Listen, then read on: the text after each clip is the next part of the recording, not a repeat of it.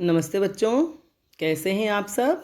आज हम कक्षा 11 हिंदी साहित्य की पाठ्य पुस्तक अंतरा से ओम प्रकाश वाल्मीकि लिखित खानाबदोश पाठ का अध्ययन करेंगे। 2 भाग का हम अध्ययन कर चुके हैं, आज तीसरा भाग है। इस कहानी में ये बताया गया है कि मजदूर वर्ग किस तरह से शोषण और यातना का शिकार होता है। इसमें सुकिया और मानो प्रमुख पात्र हैं, जो एक भट्टे पर मजदूरी कर रहे थे और किस तरह से स्थितियाँ बनी। व्यक्ति आराम से ढंग से कहीं काम करके अपना जीवन यापन भी नहीं कर सकता, क्योंकि वे निम्न वर्ग के होते हैं और उनके शोषण के तरह तरह के पैंतरे, तरह तरह के तरीके उनके मालिक लोग या उच्च वर्ग के लोग अपनाते रहते हैं। ठीक है, तो आगे हम पढ़ेंगे। और क्या बात हो सकती है, जसदेव ने सवाल किया। यह वह प्रसंग था जब मानो को सूबे सिंह ने बुलाया था अपने दफ्तर में, और मानो की जगह जसदेव जो उनके साथ ही काम करता था वह उसके स्थान पर चला गया, और उसके जाने की वजह से सूबे सिंह क्रोधित हो गया और उसे डांटा डपटा और इतना मारा कि उसकी हालत अधमरी हो गई। तब मानो उसके लिए रोटी लेकर के गई थी कि भाई रोटी खा ले, क्योंकि चोट के मारे वह अधमरा सा पड़ा था अपनी झोंपड़ी में। लेकिन उसने खाना लेने से, उसने रोटी लेने से इनकार कर दिया। तब उसने कहा कि भाई क्या तुम भूख नहीं है या कोई और कारण है। तब जसदेव ने कहा कि और क्या बात हो सकती है भाई, और क्या कारण हो सकता है जो मैं तुम्हारी रोटी नहीं खा रहा हूँ। तुम्हारे भैया कह रहे थे कि तुम बामन हो, इसीलिए मेरे हाथ की रोटी नहीं खाओगे। अगर यो बात है तो मैं जोर ना डालूंगी, थारी मर्जी। औरत हूँ, पास में कोई भूखा हो तो रोटी का कोर गले से नीचे नहीं उतरता है। फिर तुम तो दिन रात साथ काम करते हो, मेरी खातिर पिटे, फिर यह बामन हमारे बीच कहाँ से आ गया। मानो रुआसी हो गई थी, उसका गला रुंध गया था। तो मानो के वहाँ आने से पहले ही सुकिया ने कह दिया था कि वह तुम्हारे हाथ की रोटी नहीं खाएगा, क्योंकि वह ब्राह्मण है। तो मानो को विश्वास नहीं हुआ कि ऐसा हो सकता है, जो मेरे लिए पिटा, जो मेरी इज्जत बचाने की खातिर वहाँ चला गया। तब तो उसने जाति के बारे में नहीं सोचा, और अब रोटी खाने के लिए जाति की सोचेगा। तो वह गई उसके पास, तो उसने मना किया, तो वह समझ गई। तब कहा कि तुम्हारे भैया कह ही रहे थे कि तुम बामन हो, ब्राह्मण हो, इसलिए मेरे हाथ की रोटी नहीं खाओगे। और अगर यही कारण है कि तुम मेरे हाथ की रोटी नहीं खाना चाहते हो तो मैं जोर नहीं डालूंगी, क्योंकि जोर डालने से भी व्यक्ति के अंदर जो जाति पाति वाली भावना है वह हटेगी नहीं। लेकिन मैं चूंकि एक औरत हूँ और मेरे आसपास कोई भूखा बैठा हो तो मैं उसे न खिलाऊं और मैं खा लूँ, ऐसा नहीं हो सकता। इसलिए मैं तुम्हारे लिए रोटी लेके आई हूँ, और तुम तो दिन रात हमारे साथ काम करते हो, मेरे खातिर तुम पिटे, फिर यह ब्राह्मण, यह जाति कैसे तुम्हारे बीच में, हमारे बीच में आ गई। मानो ने कहा, मानो रुआसी होगी, मतलब रोने जैसी उसकी हालत होगी, उसका गला रुंध गया था और रोने जैसी उसकी हालत होगी। सही है, जब वो उसकी इज्जत बचाने के लिए गया था तब तो उसने जाति का नहीं सोचा कि भाई ये निम्न जाति की है, इसके साथ जो भी हो रहा होने दो, मैं क्यों बीच में पड़ूं। लेकिन जब खाना खाने की बात आई तो ये जातिवादिता, छुआछूत और ऊंच नीच की भावना बीच में आ गई, और यही हमारे समाज को बहुत हानि पहुंचा रही है। जातियाँ कोई बुरी नहीं है, और जाति व्यवस्था जो इस भी कारणों से की गई वह भी गलत नहीं है, लेकिन बाद में समाज के ही ठेकेदारों ने इनके बीच दूरियां पैदा कर दी। हम स्वच्छता से रहें और ईमानदारी से अपना कार्य करें तो कहीं कोई दिक्कत नहीं है, लेकिन इस जाति पाति ने हमारे समाज को बहुत पीछे धकेल दिया है। और दूसरे जो लोग होते हैं, दूसरे देश के लोग हैं या और संस्कृति के लोग हैं, वे इस जाति पाति का फ़ायदा उठाते हैं। इसलिए हमें बहुत गहराई से सोचना चाहिए, बहुत गंभीरता से सोचना चाहिए कि हम सभी मनुष्यों के बीच में, पास पड़ोसियों के बीच में, समाज के बीच में हमें जाति पाति, छुआछूत और इसको लेकर के हमें कतई दुर्व्यवहार या ऐसा कोई भी व्यवहार नहीं करना चाहिए। ठीक है, हम स्वच्छता से, साफ सफाई से रहें, ईमानदारी से, मेहनत से कमाएं और खाएं, लेकिन जाति पाति को बीच में न आने दें। रोटी लेकर वापस लौटने के लिए मुड़ी जसदेव में साहस नहीं था उसे रोक लेने के लिए। उनके बीच जुड़े तमाम सूत्र जैसे अचानक बिखर गए थे। तो वह वापस मुड़ गई अपनी घर की तरफ जाने के लिए, और जसदेव में इतनी हिम्मत नहीं थी कि उसे रोक सके। उनके बीच जितने भी तमाम सूत्र, मतलब जितने भी धागे थे, प्रेम के, व्यवहार के, मित्रता के, वे सब धागे जैसे एक ही दम बिखर गए थे, क्योंकि उसे रोटी न खा करके मानो के दिल को दुखाया था, और मानो को भी बहुत दुख हुआ कि आज जाति आड़े आ गई। जब ये परेशानी में है, इसके साथ मेरी ही वजह से इस परेशानी में पड़ा है और आज मेरे हाथ की रोटी नहीं खा रहा है, तो उसका दिल कितना दुखी हो सकता है हम समझ सकते हैं। और पूरी कहानी में मानो का जो चरित्र, जो व्यवहार हमारे सामने आया है, इससे लगता है कि कितनी संवेदनशील और कितनी सरल भावना की महिला थी, कि उसे इस बात से कितना दुख पहुंचा होगा। अपनी झोंपड़ी में आकर चुपचाप लेट गई थी मानो, बिना कुछ खाए। दिन भर की घटनाएं उसके दिमाग में खलबली मचा रही थी। दिन भर की जो घटनाएं घटी थी कि उसे बुलाया गया और जसदेव गया, उसे पीटा गया और अब जसदेव ने रोटी नहीं खाई, ये सब घटनाएं उसके दिमाग में खलबली मचा रही थी, मतलब शोर मचा रही थी, उसे तकलीफ दे रही थी, वह उसके दिमाग में घूम रही थी। उसने भी कुछ नहीं खाया और लेट गई। जसदेव भूखा है, यह एहसास उसे परेशान कर रहा था। जसदेव को लेकर उसके मन में हलचल थी।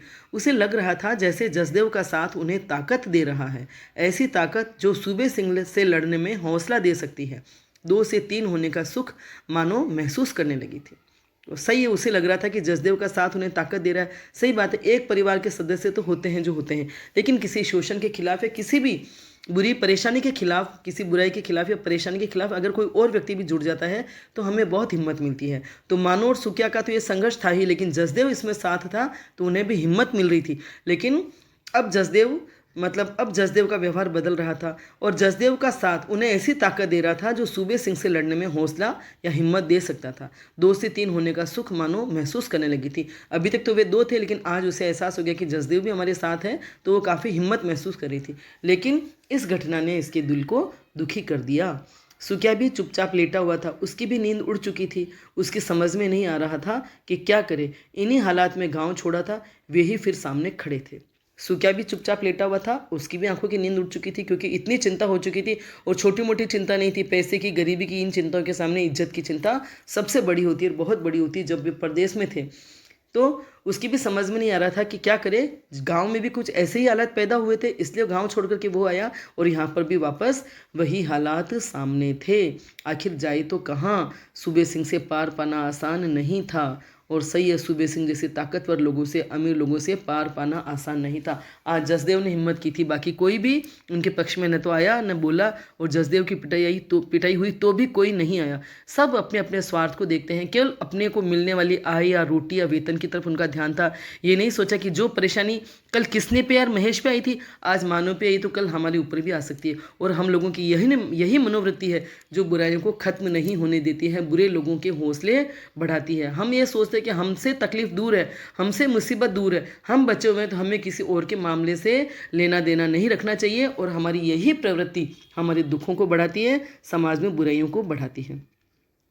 इस पाठ को पढ़ते हुए मुझे एक कहानी और याद आ रही है, हाजरिया। हाजरिया में भी ऐसा ही कुछ था कि निम्न वर्ग के साथ कैसे समाज के जो उच्च वर्ग के, उच्च जाति के लोग होते हैं, वे उनका शोषण करते हैं। उनको वे किसी भी तरह से अच्छी हालत में नहीं देख सकते। अगर उनके पास अपने खाने पीने से ज़्यादा कुछ भी हो जाए तो वे उसे छीनने की कोशिश करते हैं। यहाँ अलग मुद्दा था, वहाँ अलग मुद्दा था, लेकिन वह कहानी भी बहुत ही अच्छी थी। कभी आपको पढ़ने को मिले, लेखक का नाम तो मुझे ध्यान नहीं आ रहा है, तो हाजरिया कहानी अवश्य पढ़ना। आगे चलते हैं। तो सूबे सिंह से पार पाना आसान नहीं था। सुनसान जगह है, कभी भी हमला कर सकता है। या फिर मानो को विचार आते ही वह कांप गया था। उसने करवट बदली, मानो जाग रही थी, उसे अपनी ओर खींचकर सीने से चिपटा लिया था। सूबेदार से पार पाना आसान नहीं था। सही है कि सूबेदार पैसे वाला था, उसी के घर में तो वो काम कर रहे थे, उसी के भट्टे पर वे काम कर रहे थे, तो अपने मालिक से विद्रोह वे कैसे कर सकते थे, मालिक का विरोध कैसे कर सकते थे। इसलिए उससे पार पाना, यानी उसे जीतना आसान नहीं था, उसका मुकाबला करना आसान नहीं था। और ये जगह इतनी सुनसान है कि वह कभी भी हमला कर सकता है। और फिर मानो का विचार आते ही वह कांप गया था, क्योंकि उसकी इज्जत पर हाथ डालने की वह कोशिश कर रहा था। उसने करवट बदली, मानो भी जाग रही थी। जसदेव ने भी पूरी रात जाग कर काटी थी। इधर जसदेव को भी चैन नहीं था, क्योंकि जो भी उसने किया या जो भी उससे हुआ सहजता से हुआ, लेकिन अब वह उसके परिणाम पर विचार कर रहा था, उसके परिणाम पर विचार कर रहा था कि अब उसके साथ जो हुआ है, और अगर आगे कभी वह मानो का साथ देगा, मानो और सुकिया का, तो क्या हो सकता है। तो इस तरह से उसने भी पूरी रात जाग कर काटी थी। सूबे सिंह का गुस्सैल चेहरा बार बार सामने आकर दहशत पैदा कर रहा था। दहशत मैंने डर। तो सूबे सिंह का चेहरा उसके सामने आकर उसे डरा रहा था। उसे लगने लगा था कि जैसे वह अचानक किसी षड्यंत्र में फंस गया है। षड्यंत्र में, यानी उसने मानव का साथ दिया था और सूबे सिंह उसके खिलाफ हो गया था, उसको इतना मारा पीटा, तो उसे लगा कोई षड्यंत्र सा मेरे आसपास हो गया है और उसमें मैं फंस गया हूँ। उसे यह अंदाजा नहीं था कि सूबे सिंह मारपीट करेगा, ऐसी कल्पना भी उसे नहीं थी। सही बात है, वो उसने तो सोचा होगा कि भाई मैं जा रहा हूँ तो जो भी चीज़ होने वाली थी मानव के साथ वह टल जाएगी, वह मुझसे तो तमीज़ से पेश आएगा, या उसे थोड़ा सा डर लगेगा, या वो थोड़ा सा पीछे हट जाएगा। लेकिन सूबे सिंह तो क्योंकि बहुत ही बुरा आदमी था, शैतान आदमी था, तो उसने इस मामले में दुस्साहस किया और जसदेव को देखते ही वह आपा खो बैठा, मतलब वह क्रोधित हो गया और जसदेव को ही के साथ ही मारपीट करने लगा, जबकि इसकी उसे कल्पना नहीं थी कि वह मारपीट पर उतर आएगा। इसलिए वह डर गया था। उसने तय कर लिया था कि चाहे जो हो वह इस पचड़े में नहीं पड़ेगा। पचड़ा, ये पचड़ा नहीं है, एक समस्या है जो आपके आसपास हो रही है और उसका समाधान सबको मिलकर करना चाहिए था, लेकिन सब अपनी रोजी रोटी की सोच रहे थे, इसलिए उसने भी सोचा और ये पचड़ा मतलब मानो और सुकिया के मामले में वह अब नहीं पड़ेगा। उसने ये तय कर लिया था, निश्चय कर लिया था। सुबह होते ही वह असगर ठेकेदार से मिला। असगर ही उसे शहर से अपने साथ लाया था। तो सुबह होते ही वह असगर ठेकेदार से मिला और उसी के साथ वह शहर से आया था। जसदेव ने असगर ठेकेदार से अपने मन की बात कही। उसने मन की जो भी बात कही वह कह दी कि भी कल मैं किस हिसाब से उसको बचाने के लिए आ गया, लेकिन अब मुझे क्या करना है या क्या करना चाहिए इस बारे में उसने सोचा, क्योंकि काम वह भी छोड़कर नहीं जाना चाहता था। इससे लग रहा है कि वह काम छोड़ के नहीं जाना चाहता था। तो उसने ठेकेदार से अपने मन की बात कही और ठेकेदार ने उसे समझाते हुए कहा था, अपने काम से काम रखो, क्यों इन चमारों के चक्कर में पड़ते हो। तो उसने कहा कि भी अपने काम से काम रखो और इन लोगों के इनके किसी के भी चक्कर में मत पड़ो, केवल अपने काम से मतलब रखो और किसी के साथ क्या हो रहा है उस पर ध्यान मत दो। जसदेव के बदले हुए व्यवहार को मानो ने ताड़ लिया था, लेकिन उसने कोई प्रतिक्रिया जाहिर नहीं की थी। जसदेव का व्यवहार अब बदल चुका था दूसरे दिन से। पहले तो उनके साथ काम कर रहा था, प्रेम से व्यवहार भी कर रहा था, लेकिन अब जब उनसे बोलना उसने छोड़ा होगा तो मानो समझ गई, लेकिन उसने कोई प्रतिक्रिया जाहिर नहीं की। मतलब उसके इस व्यवहार पर उसने कोई प्रतिक्रिया वापस व्यवहार में ऐसा कुछ जताया नहीं कि भी उसे बुरा लगा। वह सहजता से अपने काम में लगी थी। जैसे वह हमेशा काम करती थी उसी तरह से वह नॉर्मल होकर काम कर रही थी, जैसे कुछ हुआ ही न हो। वह जानती थी कि उनके बीच एक फासला आ गया है, एक दूरी आ गई है, लेकिन वह चुप थी। क्योंकि कभी कभी कोई ऐसी समस्या आ जाती है, व्यवहार में बदलाव आ जाता है, तो थोड़ा हमें समय भी देना पड़ता है ताकि अगला व्यक्ति या सामने वाला व्यक्ति कुछ सोच विचार करके वापस अपना निर्णय ले सके। सूबे सिंह को भी लगने लगा था कि मानो को फुसलाना आसान नहीं है, और सूबे सिंह भी समझ गया था कि मैं मानो किसनी की जैसे कमज़ोर महिला नहीं है कि जिसे मैं आराम से बहला फुसला सकूं या जिसे मैं लालच या प्रलोभन देकर अपनी तरफ कर सकूं। उसकी तमाम कोशिश निरर्थक साबित हुई थी। उसने और भी कोशिशें की होगी उस दिन के बाद, लेकिन सब निरर्थक मने बेकार साबित हुई। तमाम मने सभी बहुत सारी कोशिश। इसीलिए वह मानो और सुकिया को परेशान करने पर उतर आया था। उसने असगर ठेकेदार से भी कह दिया था कि उससे पूछे बगैर उन्हें मजदूरी का भुगतान न करे, न कोई रियायत ही बरते उनके साथ। तो जब सूबे सिंह को लगा कि मानो को प्रलोभन देकर के फंसाना आसान नहीं है, तो अब वह मानो और सुकिया को परेशान करने के तरीके ढूंढने लगा। उसकी इतनी मनोवृत्ति देखो, लोग ऐसे होते हैं कि अगर सीधी उंगली से घी न निकले तो टेढ़ी उंगली करना, मतलब वो यही कर रहा था कि अब उन्हें मजदूरी भी टाइम से नहीं देगा और न उनके साथ किसी भी तरह की छूट या अच्छा व्यवहार करेगा, तो शायद वे विवश होकर अपने आप समर्पण कर देंगे। लेकिन चूंकि मानो और सुकिया ऐसे नहीं थे, तो उसने असगर से भी कह दिया था कि बिना पूछे उसे मजदूरी न दे और किसी भी तरह की छूट या सुविधा उन्हें देने की कोशिश ना करे। रियायत मने छूट या सुविधा। मानो से कुछ छुपा नहीं था। सूबे सिंह की हरकतों पर उसकी नज़र थी और सूबे सिंह जो भी हरकतें कर रहा था उसको फंसाने के लिए, खींचने के लिए, उस पर उसकी नज़र थी। उससे कुछ छुपा नहीं था। उसने अपने आप में निश्चय कर लिया था कि वह उसका मुकाबला करेगी। वह हिम्मत वाली महिला थी। उसने सोच लिया कि सूबे सिंह का वह मुकाबला करेगी, विरोध करेगी। उठते बैठते उसके मन में एक ही ख्याल था, पक्की ईंटों का घर बनवाना है। लेकिन सूबे सिंह इस ख्याल में बाधक बन रहा था, क्योंकि उसने अपने जीवन का ये लक्ष्य बना लिया कि उसे पक्की ईंटों का घर बनाना है। उसके मन में ये लालसा हो गई थी कि एक मजबूत, एक पक्का घर उसे बनाना है, और इसी वजह से वह हिम्मत कर पा रही थी कि सूबे सिंह का वह सामना करेगी, उसका मुकाबला करेगी और विरोध करेगी। लेकिन सूबे सिंह उसके इस ख्याल में, उसके इस इरादे में बाधक बन रहा था, क्योंकि वह उन्हें परेशान कर रहा था, तरह तरह से परेशानियां खड़ी कर रहा था। तो एक परेशानी उपस्थित हो रही थी, बाधा उपस्थित हो रही थी। लेकिन देखते हैं हम कि मानो और सुकिया कब तक उसका मुकाबला करते हैं और आखिरकार कब उनकी हिम्मत टूटती है। सुकिया और मानो दिन रात काम में जुटे थे, फिर भी हर महीने वे ज़्यादा कुछ बचा नहीं पा रहे थे। तो सुकिया और मानो दिन रात काम में जुटे हुए थे पहले से ही, लेकिन हर महीने वे ज़्यादा बचत नहीं कर पा रहे थे। पिछले दिनों उन्होंने दुगनी ईंटें पाथी थी। दुगनी मने जितनी वे ईंटें हमेशा पाथते थे उससे दुगनी। उनके उत्साह में कोई कमी नहीं थी। एक ही उद्देश्य था, पक्की ईंटों का घर बनाना है। इसीलिए सूबे सिंह की ज्यादतियों को वे सहन कर रहे थे। सूबे सिंह किसी न किसी तरह से उन्हें परेशान कर रहा था, उन पर अत्याचार कर रहा था। ज्यादतियाँ मने अत्याचार करना या बहुत ज़्यादा दुर्व्यवहार करना। लेकिन उनके मन में चूंकि ये बात थी कि हमें पक्की ईंटों का घर बनाना है, बस एक ही उद्देश्य उनके सामने था, इसलिए उनके अंदर के उमंग और उत्साह में कोई फर्क नहीं आया और वे उसकी ज्यादतियों को भी सहन कर रहे थे। लेकिन एक तड़प थी दोनों में जो उन्हें संभाले हुए थी। लेकिन एक तड़प, बस तड़प वही थी घर बनाने की जो उन दोनों को संभाले हुए थी, उन दोनों को हिम्मत दिए हुए थी। तकलीफें तो बहुत आ रही थी लेकिन वे हार नहीं मान रहे थे। सूबे सिंह नित नए बहाने ढूंढ लेता था उन्हें तंग करने के। एक शीत युद्ध जारी था उनके बीच।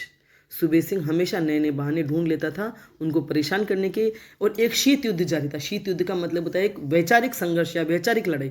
सामने तो वह कुछ नहीं कहता था, सामने से वह ऐसा कुछ स्पष्ट में व्यवहार नहीं करता था कि कोई उंगली उठा सके, लेकिन वो मन ही मन उनके लिए षड्यंत्र सोचता रहता था और इस तरह से दोनों के बीच में युद्ध जारी था। मतलब शीत युद्ध वैचारिक, वे भी समझ रहे थे कि ये हमारे साथ क्या करना चाहता है और वह भी समझ रहा था कि ये मेरे झांसे में आने वाले नहीं है। तो वे मानसिक रूप से एक दूसरे को, वो उनको परेशान करने की कोशिश कर रहा था और वे उसके दुर्व्यवहार को सहन करके भी मजबूती से डटे हुए थे। तो शीत युद्ध का मतलब होता है, एक तो युद्ध होता है सामने मुंह से हम कह के लड़ाई झगड़ा करके बहस करके लड़ते हैं, और एक होता है चुपचाप व्यवहार ऐसा करना जिससे सामने वाले को तकलीफ पहुंचे और उसे एहसास हो जाए कि भाई वह क्या चाहता है। सुकिया से ईंट पाथने का सांचा वापस ले लिया गया था और उसे भट्टे की मोरी का काम दे दिया था। ईंट पाथने का काम जो वो दोनों कर रहे थे, सुकिया, मानो और जसदेव, तो सुकिया से वह सांचा ले लिया और उसे भट्टे की मोरी का काम दे दिया जो ज़्यादा मुश्किल वाला था। मोरी का काम खतरनाक था, वहाँ ज़्यादा खतरा था, इसलिए मानो डर गई थी। लेकिन सुकिया ने उसे हिम्मत बंधाई थी, काम से क्यों डरना, कि वह ज़्यादा खतरनाक काम था, लेकिन मानो डर गई थी। लेकिन सुकिया ने उसे हौसला बंधाया, हिम्मत बंधाई कि भी काम से तो क्यों डरना। सुकिया का सांचा जसदेव को दे दिया गया था। सांचा मिलते ही जसदेव के रंग बदल गए थे। वह मानो पर हुक्म चलाने लगा था, मानो चुपचाप काम में लगी रहती थी। और सुकिया से सांचा लेकर के जसदेव को दे दिया गया था और सांचा मिलते ही जसदेव के रंग बदल गए। जसदेव बिल्कुल ही बदल गया, उसका व्यवहार बिल्कुल ही बदल गया, क्योंकि वह अपने आप को उनसे अलग और ऊंचा समझने लगा और वह मानो पर हुक्म चलाने लगा, लेकिन मानो चुपचाप काम में लगी रहती थी। ये जो नीचे लिखा हुआ ना, ऐसे शब्दों का प्रयोग असंवैधानिक है। समाज के यथार्थ प्रतिबिंबन के लिए लेखक कई बार ऐसे शब्दों का प्रयोग साहित्य में करते रहे हैं, किंतु इसे व्यवहार में नहीं लाया जाना चाहिए, चूंकि लेखक इस कहानी में बताना चाहता है कि निम्न वर्ग के साथ कैसे व्यवहार किया जाता है, कैसे उनके साथ अपशब्दों का इस्तेमाल किया जाता है, इसलिए उन्होंने ये शब्द प्रयुक्त किया। और मुझे लगता है पाठ्य पुस्तक में ये शब्द शायद नहीं था, मैं भी एकदम अटक गई थी कि ये क्या शब्द लिखा हुआ, लेकिन चूंकि था तो मुझे बोलना पड़ा। लेकिन ऐसी भाषा का प्रयोग, ऐसे शब्दों का प्रयोग असंवैधानिक है। इस पाठ में उनकी स्थिति बताने के लिए इस शब्द का उपयोग किया गया है, लेकिन हमें व्यवहार में ऐसा कोई शब्द इस्तेमाल नहीं करना चाहिए किसी के भी लिए। ठीक है, समझ रहे हो बच्चों? तो आगे चलते हैं हम। समझ में आ रहा है आपको? भाषा में उर्दू शब्दों का बाहुल्य है और वातावरण की जैसा भी वहाँ का वातावरण था, उसकी सृष्टि इनकी भाषा शैली से बहुत ही अच्छे तरीके से हो रही है। ये कहानी हमारे दिल में उतरती जा रही है। मतलब कहानी इतने सुंदर ढंग से लिखी गई है कि हमारा मन बंधा हुआ है। इतनी लंबी है, एक बार में हम नहीं पढ़ सकते, लेकिन हमारा मन इस कहानी को छोड़ने का नहीं करता कि बीच में हम छोड़ दें, पढ़ने से रुक जाएं। तो भाषा सरल है, मुहावरेदार है और वर्णन में बहुत ही मार्मिकता और स्वाभाविकता है, सहजता है। ठीक है, मानो और सुकिया की जो परिस्थिति है, जो उनकी मनस्थिति है, उनके बारे में बहुत ही अच्छे से बताया गया है और हमें बहुत अच्छे से उनकी मनस्थिति समझ में आ रही है। कल तड़के ईंट पाथनी है, ईंटें हटाकर जगह बना दे, जसदेव आदेश देकर अपनी झोंपड़ी की ओर चला गया था। मानो ने पाथी ईंटों को दीवार की शक्ल में लगा दिया था। कच्ची ईंटों को सुखाने के लिए 2 आड़ी ईंटें रखकर जालीदार दीवार बना दी थी। ईंट पाथने की जगह खाली करके ही मानो लौटकर झोंपड़ी में गई थी। तो जसदेव ने आदेश दिया कि भी ईंटें बनाने के लिए जगह बना दे। कल तड़के ईंटें पाथनी है, इसलिए ये जो ईंटें पड़ी है उनको हटा करके जगह बना दे। तो मानो ने ईंटों को दीवार की शक्ल में लगा दिया। ईंटें जो नीचे बिछी हुई होगी उन सबको एक दीवार के रूप में खड़ा कर दिया, तो बहुत सारी जगह होगी। और फिर जो कच्ची ईंटें थी उनको सुखाने के लिए उसने 2 खड़ी और 2 आड़ी ईंटें रखकर एक जालीदार दीवार बना दी, ताकि उनमें हवा जाती रहे और वे सूखती रहें। और इतना पूरा काम करके और ईंट पाथने की जगह खाली करके ही वह लौटकर झोंपड़ी में गई। हैंडपंप पर भीड़ थी। सभी मजदूर काम खत्म करके हाथ मुंह धोने के लिए आ गए थे। सुबह होने से पहले ही मानो उठ गई थी। वह शाम की बात थी कि सब आ गए थे काम खत्म करके, और सुबह होने से पहले मानो उठ गई थी, क्योंकि अब उसके अंदर जो लगन लगी थी अपने घर बनाने की, कि वह पढ़ तो रहा था परेशान, लेकिन फिर भी वे हिम्मत रखे हुए थे और जल्दी उठ करके अपने काम पे लग जाते थे ताकि ज़्यादा ईंटें पाथ सके। उसे काम पर जाने की जल्दी थी, चारों तरफ अंधेरा था। इतनी जल्दी उठ गई थी कि चारों तरफ अंधेरा था। सुबह होने का वह इंतज़ार नहीं करना चाहती थी। उसने जल्दी जल्दी सुबह के काम निपटाए और ईंट पाथने के लिए निकल पड़ी थी। सूरज निकलने में अभी देर थी। जसदेव से पहले ही वह काम पर पहुंच जाती थी और ईंटें पाथनी थी उसको, तो सूरज निकलने से पहले तो वह उठ गई और इतना अंधेरा था, लेकिन वह वहाँ पहुँच गई जहाँ ईंटें पाथनी थी। जसदेव से भी पहले वह पहुँच जाती थी। इक्का दुक्का मजदूरी इधर उधर दिखाई पड़ रहे थे। इक्का दुक्का माने एक दो मजदूरी, क्योंकि अभी शुरुआत होनी ही थी काम की, इसलिए वह तेज कदमों से ईंट पाथने की जगह पर पहुंच गई थी। वहां का दृश्य देखकर अवाक रह गई। अवाक मने वाक मने आवाज़, बोली, और वहां का दृश्य देखकर अवाक रह गई, मतलब उसकी बोलती बंद होगी। बुरी तरह से वह चौंक गई। क्या था वहां का दृश्य? सारी ईंटें टूटी फूटी पड़ी थी। जो ईंटें वह जमा करके गई थी शाम को, ईंट दीवार के रूप में खड़ी करके गई थी और कच्ची ईंटों का भी जालीदार दीवार बना के गई थी, वे सारी ईंटें टूटी फूटी पड़ी थी, जैसे किसी ने उन्हें बेदर्दी से रौंद डाला था। बहुत ही बेदर्दी से, मतलब इतनी मेहनत पर पानी फेरते हुए भी शर्म नहीं जिसने भी ये काम किया था कि उन्हें जैसे बेदर्दी से बगैर किसी तरह की दया करे हुए उन ईंटों को रौंद दिया। कितनी बेरहमी से, अमानवीयता से। ईंटों की दयनीय अवस्था देखकर उसकी चीख निकल गई थी और ईंटों की इस हालत में देखकर ईंटों को उसके मुंह से चीख निकल गई, क्योंकि वह सोच भी नहीं सकती थी, ऐसा तो पहले कभी हुआ भी नहीं था। और लेकिन अब ये षड्यंत्र था, उनको परेशान करने का एक और तरीका था कि उनकी पाथी गई ईंटों को तोड़ा जाए, तोड़ डाला जाए, तो इसलिए उसके मुँह से चीख निकल गई। वह दहाड़े मार मार कर रोने लगी, जोर जोर से रोने लगी।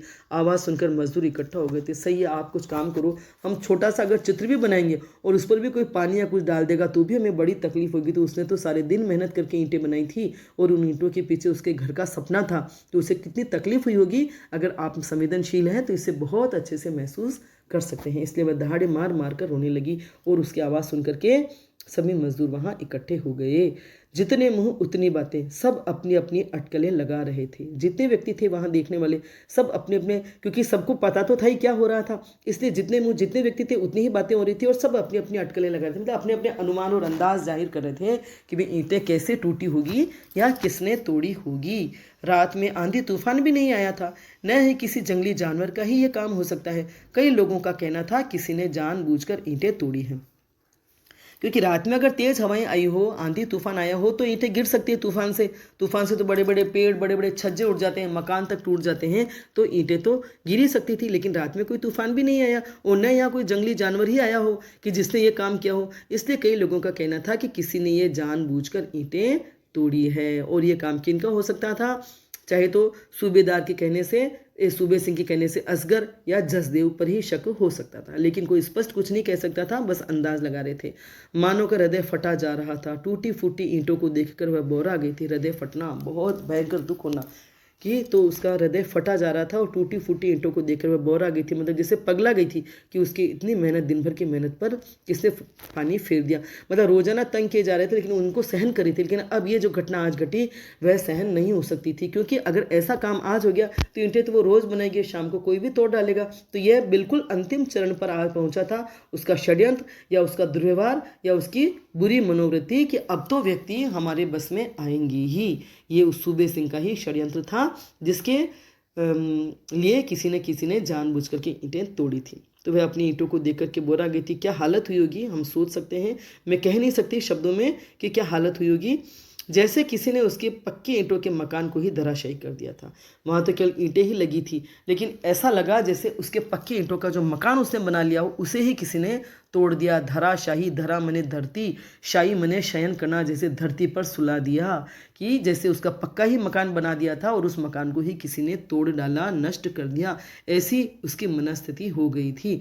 जसदेव काफ़ी देर बाद आया था, क्योंकि उसे तो पता था क्या हुआ था और क्या होना था या अब क्या होने वाला था, इसलिए वह काफ़ी देर बाद आया था। वह समझ चुका था कि वो घटना घट गई है या वो जिसने जो भी किया था कर दिया, और अब वहाँ जाकर के थोड़ी देर वो लोग देख लें और जो भी करना हो कर लें, उसके बाद वो जाए ताकि थोड़ी शांति हो जाए।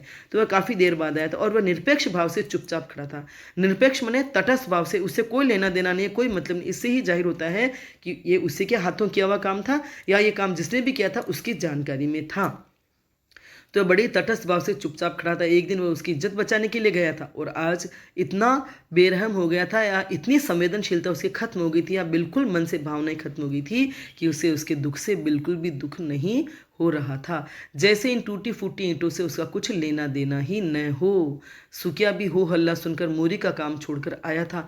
ईंटों की हालत देखकर उसका भी दिल बैठने लगा था। दिल बैठना मतलब अब सारी आशा ही खत्म हो रही थी, क्योंकि अभी तक तो वे सहन कर रहे थे, लेकिन अब दिल बैठ रहा था कि भाई अब इतनी हद तक बात पहुंच गई है तो अब आगे कोई चारा, कोई उपाय नहीं है।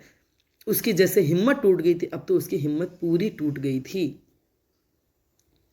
वह फटी फटी आंखों से ईंटों को देख रहा था। फटी फटी आंखें मतलब होश ही नहीं होता है व्यक्ति को, तब वह देखता कि भाई कहीं सपना तो नहीं देख रहा है। जैसे सपने में तो ईंटें टूटी हुई नहीं है, इससे से वह फटी फटी आंखों से देख रहा था और उसकी पूरी हिम्मत जवाब दे चुकी थी। सुकिया को देखते ही मानो और जोर जोर से रोने लगी थी।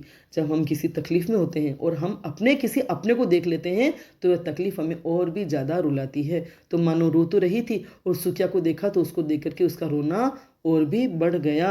सुकिया ने मानो की आंखों से बहते तेज अंधड़ों को देखा और उनकी किरकिराहट अपने अंतर्मन में महसूस की। मानो की आंखों से बहते तेज अंधड़ माने उसके जो बुरी तरह से आंसू बह रहे थे, उसके दर्द की इंतहा थी और उस दर्द के ही अनुपात में आंसू की भी बुरी तरह से लड़ी लगी हुई थी। तो वह उसके आंखों से बहते हुए तेज अंधड़ मतलब दुख के तेज तूफान को वह देख रहा था और उनकी किरकिराहट जैसे आंखों में जो किरकिरी से आ गई है वह अपने अंतर मन में, वह अपने मन में महसूस कर रहा था। उसके दर्द को, पूरे दर्द को अपने मन में महसूस कर रहा था। सपनों के टूट जाने की आवाज़ उसके कानों को फाड़ रही थी और उनका जो सपना टूट चुका था घर बनाने का, वह जैसे उसके कानों को फाड़ रही थी। मतलब सपने टूटने की आवाज़ इतनी तीव्र थी कि उसके कानों की भी सीमा पार हो गई थी, मतलब कानों की भी सीमा हो गई थी। इतनी बुरी तरह से आवाज़, मतलब उनके हृदय में, मन मस्तिष्क में और आंखों के सामने आंधी तूफान उठ रहे थे, क्योंकि इसकी वे कल्पना भी नहीं कर सकते थे कि सूबे सिंह इस हद तक पहुंच जाएगा। अब तो यहाँ बिल्कुल काम खत्म करने की नौबत आ गई थी कि जब उनका किया हुआ काम ही नष्ट कर दिया जाएगा तो फिर वह काम क्यों करेंगे। असगर ठेकेदार ने साफ कह दिया था, टूटी फूटी ईंटें हमारे किस काम की, इनकी मजदूरी हम नहीं देंगे। अब जब उसने कह दिया कि भी टूटी फूटी ईंटें हमारे काम नहीं आ सकती तो इनकी मजदूरी क्यों दें, तो अब तो काम करने का सारा प्रयोजन ही खत्म हो गया, क्योंकि अब वो ईंटें बनाएंगे ये तो रोज़ ही होगा, और जब रोज़ ये होगा तो उन्हें तो खाने के लिए तो पैसा चाहिए। काम कर रहे हैं वो पैसा कमाने के लिए काम कर रहे हैं, और जब काम का पैसा नहीं मिलेगा तो अब मतलब ही क्या हुआ। तो असगर ठेकेदार ने साफ कह दिया था। असगर ठेकेदार ने उनकी रही सही उम्मीदों पर भी पानी फेर दिया था। इतने कष्ट, इतनी तकलीफ, इतनी परेशानियां उठाने के बावजूद भी उनके अंदर जो उम्मीद थी कि हम चुपचाप अपना काम करते रहेंगे, मेहनत करते रहेंगे और हमारा गुजारा यहाँ होता रहेगा, अब यह उम्मीद भी खत्म हो गई थी। रही सही उम्मीदों पर भी पानी फेर देना मुहावरेदार भाषा का कितना अच्छा प्रयोग हुआ है। मतलब अब उनकी उम्मीदें खत्म हो चुकी थी, अब वो किसी भी तरह की आशा वहाँ नहीं रख सकते थे। मानो ने सुकिया की ओर डबडबाई आंखों से देखा। डबडबाई आंखें मतलब वही आंखों में आंसू थे, आंसुओं से भरी आंखों से देखा। सुकिया के चेहरे पर तूफान में घर टूट जाने की पीड़ा छल छला आई थी। सुकिया के चेहरे पर कैसी पीड़ा थी, जैसे तूफान में घर टूट गया हो, कोई आंधी तूफान आया हो और बना बनाया घर टूट गया हो। उस वक्त जो पीड़ा, जो तकलीफ हो सकती थी, वही तकलीफ उसे उस वक्त उन कच्ची ईंटों को तोड़ने से हुई, और उसकी आंखों में भी मतलब पीड़ा छलछलाई थी, मतलब उसकी भी आंखों में आंसू अब आ गए थे। उसे लगने लगा था जैसे तमाम लोग उसके खिलाफ हैं, तरह तरह की बाधाएं उसके सामने खड़ी की जा रही है, वहाँ रुकना उसके लिए कठिन हो गया था। अब उसे लग गया कि ये सारे लोग उनके खिलाफ हैं, उनके विरुद्ध हैं, कोई भी उनका साथ देने वाला नहीं है और तरह तरह की परेशानी उनके सामने खड़ी की जा रही है, इसलिए अब यहाँ रुकना कठिन है, कठिन क्या नामुमकिन है। उसने मानो का हाथ पकड़ा, चल ये लोग हमारा घर ना बढ़ने देंगे। फिर उसने मानो का हाथ पकड़ा कि अब यहाँ से चलना ही पड़ेगा, हमने जो घर बनाने का सपना देखा है वह सपना यहाँ रहकर पूरा नहीं हो सकता, क्योंकि ये लोग हमें काम ही नहीं करने दे रहे, तब हम कैसे बचत कर सकते हैं और कैसे अपना घर खड़ा कर सकते हैं। पक्की ईंटों के मकान का सपना उनकी पकड़ से फिसलकर और दूर चला गया था, क्योंकि अभी तक तो यही था कि जैसे तैसे काम करके वे बना लेंगे, लेकिन अब तो सारी आशाएं खत्म हो गई थी। भट्टे से उठते काले धुएं ने आकाश तले एक काली चादर फैला दी थी। भट्टे से जो धुआं उठता है, भट्टे में जब आग लगाई जाती है ईंटें पकाने के लिए और बुरी तरह से धुआं उठता है, आपके आसपास कहीं आपने भट्टा देखा हो या भट्टा हो तो आप देख सकते हैं, जब भट्टे में ईंटें पकाई जाती है तो बहुत दूर तक धुआं दिखाई देता है। तो भट्टे से जो काला धुआं उठ रहा था उसने आकाश तले मतलब आकाश के नीचे काली चादर फैला दी थी। काली चादर की तरह धुआं फैल गया था और सब कुछ छोड़कर मानो और सुकिया चल पड़े थे और उनके जीवन में भी अंधकार की काली चादर फैल गई। लेखक की कल्पना शक्ति, चिंतन क्षमता और अभिव्यक्ति क्षमता कितनी शानदार है, कितनी प्रभावशाली है, कितनी मार्मिक है। कि उनके जीवन की जो स्थिति थी, उस दिन उनके मन की जो अवस्था थी और उनके जीवन की जो दिशा होने वाली थी, उसका उन्होंने इस पंक्ति में बहुत ही सुंदर रूप से अभिव्यक्ति उन्होंने कर दी है कि सब कुछ छोड़कर अब मानो और सुकिया भी चल पड़ी, एक खानाबदोश की तरह, जिन्हें एक घर चाहिए था रहने के लिए। खानाबदोश जिनके पास घर नहीं होता है, एक घर पहले है तो उसे छोड़कर उन्हें आगे जाना पड़ता है। यही उनकी अवस्था थी। यहाँ रह रहे थे, मजदूरी कर रहे थे और यहाँ से अब मजदूरी उनको छोड़ करके जाना था, काम छोड़ के जाना था। अब उन्हें एक घर चाहिए था आगे रहने के लिए। पीछे छूट गए थे कुछ बेतरतीब पल, पसीने के अक्स जो कभी इतिहास नहीं बन सकेंगे। वे जानने वाले थे और उनके पीछे क्या छूट गए थे, कुछ बेतरतीब पल, वो समय, वो पल जो उन्होंने वहाँ बिताया था और काम किया था, और पसीने के अक्स जो श्रम किया था, जो मेहनत की थी, उस पसीने के निशान वहाँ छूट गए थे। लेकिन अब वे इतिहास नहीं बन सकेंगे, कभी नहीं बन सकेंगे। क्योंकि अगर वे वहाँ काम करते करते अपना घर बनाने का सपना पूरा कर लेते तो ये एक ऐतिहासिक बात होती कि किसी मजदूर ने इतनी मेहनत की और इतना पैसा बचाया कि उसने अपना घर खड़ा कर दिया। लेकिन चूंकि उन्हें सब कुछ बीच में छोड़कर जाना पड़ रहा था, तो उन्होंने जितनी भी मेहनत की थी वह अब इतिहास नहीं बनने वाली थी, इतिहास नहीं रचने वाली थी। खानाबदोश जिंदगी का एक पड़ाव था यह भट्टा। खानाबदोश जिंदगी, जो जिंदगी एक जगह टिकने नहीं देती, स्थायी रूप से रहने नहीं देती है, तो उस जिंदगी का एक पड़ाव था, एक ठहराव था कि यहाँ रुके और अब उन्हें वापस आगे जाना था। सुकिया के पीछे पीछे चल पड़ने से पहले मानो ने जसदेव की ओर देखा था। इसका मतलब मानो के मन में अभी भी थोड़ी बहुत आशा बाकी थी कि शायद जसदेव के मन में उनके लिए स्नेह या पीड़ा या जगह होगी, इसलिए उसने आशा से देखा कि शायद जसदेव कुछ बोलेगा। लेकिन मानो को यकीन था जसदेव उनका साथ देगा और मानो को विश्वास था कि जसदेव उनका साथ देगा। लेकिन जसदेव को चुप देखकर उसका विश्वास टुकड़े टुकड़े हो गया था। कितना दुख और कितनी तकलीफ हुई होगी। और ये पूरा पाठ पढ़ करके हमारे हृदय में भी कितनी पीड़ा, कितनी व्यथा और कितनी वेदना से हमारा हृदय भी भर गया है, या आप सभी को एहसास हो रहा होगा। तो जसदेव को उसने चुप देखा तो उसके अंदर जो थोड़ा बहुत विश्वास उसको लेकर के था, थोड़ी बहुत आशा उनके मन में रही होगी कि कभी कोई मुसीबत आएगी तो जसदेव जरूर साथ देगा। लेकिन आज वह विश्वास पूरा चकनाचूर हो गया था। मानो के सीने में एक टीस उभरी थी, मानो के सीने में एक दर्द की लहर उठी। टीस जो रह रहकर दर्द देती है, ऐसा दर्द इतने दिनों से तो वह झेल ही रही थी और आज वह दर्द पूरी तरह से उभर कर आ गया। सर्द सांस में बदलकर मानो को छलनी कर गई थी और वह टीस एक ठंडी आह में बदल गई और मानो के दिल को छलनी कर दिया। मतलब अब मानो के दिल की सारी आशाएं खत्म हो गई, दिल टुकड़े टुकड़े हो गया, छलनी हो गया। उसके होंठ फड़फड़ाए थे कुछ कहने के लिए, लेकिन शब्द घुट कर रह गए थे। वह शायद कुछ कहना चाहती थी जसदेव को, लेकिन शब्द अंदर ही रह गए घुट करके, क्योंकि अब जब उसके मन में उनके लिए कोई स्नेह नहीं था, कोई साथ देने की भावना नहीं थी, वह चुपचाप पत्थर की तरह खड़ा था, तो अब कहने में कोई फायदा ही नहीं था। इसलिए उसके होंठ तो फड़फड़ाए कि वह कुछ कह दे, लेकिन वे शब्द अंदर ही रह गए। सपनों के कांच उसकी आंख में किरकिरा रहे थे। जो सपना उसने देखा था वह सपना टूट गया था और उसकी टूटन, उसकी चुभन उसकी आंख में किरकिरा रही थी, मतलब उसकी आंखों में आंसू बनकर बह रही थी। वह भारी मन से सुकिया के पीछे पीछे चल पड़ी थी, अगले पड़ाव की तलाश में एक दिशाहीन यात्रा पर। और वह भारी मन से सुकिया के पीछे पीछे चल पड़ी। अब आगे वहाँ कहाँ जाएंगे वो, इनका कोई दिशा या कोई निश्चय तो नहीं था। एक दिशाहीन यात्रा की तरफ वे आगे बढ़ गए थे, अगले पड़ाव की तलाश में कि अब आगे कहाँ जाकर उन्हें काम मिलता है और कहाँ अब उन्हें ठिकाना बनाना पड़ेगा और रहना पड़ेगा। समझ में आ गया होगा आपको पाठ। तो इस पाठ के द्वारा आप समझ सकते हैं कि मजदूर वर्ग का जीवन कितना मुश्किल, कितना पीड़ामय होता है और कितना उनका शोषण किया जाता है, कैसी उनकी दयनीय अवस्था होती है। लेकिन इस उच्च वर्ग के लोगों को, अमीर लोगों को जो उनका शोषण करना चाहते हैं, उन्हें ढंग से जीने नहीं देते, उनके मन में कोई दया नहीं होती। कितने कठोर होते हैं, कितने पाषाण हृदय होते हैं वे। इस पाठ के द्वारा आपको इन लोगों की अवस्था का चित्रण करके आपके अंदर संवेदना जगाने की कोशिश की गई है कि आप मजदूर वर्ग की ओर से खानाबदोश वर्ग की पीड़ा समझें और आपके आसपास कभी उनसे सामना हो, कभी उनको देखें तो उनका सहयोग करने की और उनके साथ अच्छा व्यवहार करने की भावना रखें, कोशिश करें। ठीक है।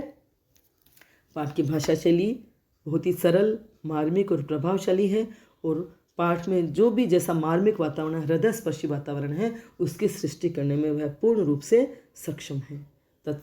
उर्दू शब्दों की बहुलता थी, मुहावरेदार भाषा थी। तो आपको पाठ अच्छे से समझ में आ गया होगा। आप मेरी वीडियो को लाइक करें, अपने फ्रेंड्स के साथ शेयर करें, मेरे चैनल को भी सब्सक्राइब करें, बेल आइकन अवश्य टच करें ताकि जब भी मैं वीडियो बनाऊंगी उसकी सूचना आपको मिल जाएगी। पाठ आज खत्म हो गया और इसके प्रश्नोत्तर हम अगले वीडियो में देखेंगे। धन्यवाद।